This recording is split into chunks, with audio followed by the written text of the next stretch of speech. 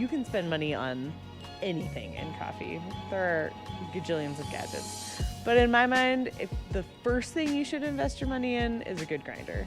I don't think you want a whole bean in your whatever you're brewing with. Who are you? Who are you? I'm DJ Newell, and I am part of all that is Treeline. I am here because I really care about good cups of coffee. I'm Natalie Van Dusen, and you should listen to me about grinders because I have an opinion. It didn't matter. It mattered, because I said so. We are at Treeline Coffee Roasters in Bozeman, Montana, and we are experiencing spring. And by spring, I mean it was like 80 degrees 3 days ago, and now it's snowing. Yeah, I do have tears in my eyes.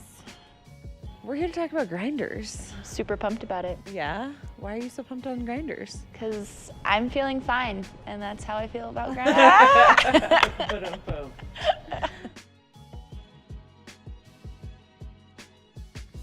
You will be able to visibly see the difference between a good grinder and a bad grinder.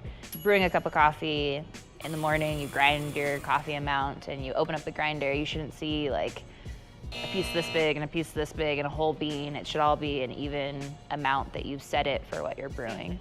Same, not different. Not different. Not different. Extraction is the flavor that comes out as you're brewing. A bolder is gonna under extract, which is gonna give you more sour notes, whereas a fine might over extract, which is gonna give you more bitter notes. If you're brewing a pour over with these erratic grinds, you're gonna get over extraction and under extraction in a totally unbalanced cup. Your coffee from one day to the next could be completely different. So when you're brewing your cup of coffee, what's really important is getting a similar grind size so that you get a similar extraction from all of the coffees. All of the coffees. So I will be able to taste the difference between You can the definitely two. taste the difference. It matters.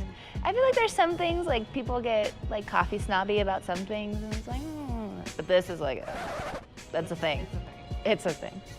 A grinder is an investment, and you need to maybe put up a little bit of money, but you probably end up saving a bunch of money on coffee in the long run because you use the same amount every single time you brew. So you're saying I shouldn't take our really good coffee and put it into a really bad grinder and try to brew with it? It just may make for different kind of adventures in coffee than we were planning.